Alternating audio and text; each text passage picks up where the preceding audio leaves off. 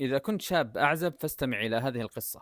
علاء الدين السمرقندي من أئمة الحنفية، وله كتاب اسمه تحفة الفقهاء، وله بنت اسمها فاطمة. هذه البنت غاية في الحسن والجمال وكذلك العلم، فهي تحفظ هذا الكتاب، كتاب والدها تحفة الفقهاء، تحفظه عن ظهر قلب. وقد خطب هذه البنت جماعة من ملوك ذلك الزمان، الملوك يتنافسون في خطبة هذه البنت، لكنه لم يزوجها أحدا منهم. ثم جاءه تلميذ يقال له أبو بكر الكاساني، فتتلمذ على يديه كغيره من الطلاب. ثم قام هذا التلميذ بشرح كتاب شيخه، أخذ كتاب شيخه تحفة الفقهاء وشرحه بكتاب سماه بدائع الصنائع، وهو موسوعة من موسوعات الفقه. فلما رأى شيخه هذا الشرح أعجب به أيما إعجاب، فمن شدة إعجابه به زوجه ابنته فاطمة. فقال الفقهاء في ذلك الزمان شرح تحفته فزوجه ابنته. فأسأل الله أن يزوج كل عزب، والعزب يطلق على الرجل والمرأة، فهي دعوة للرجال والنساء.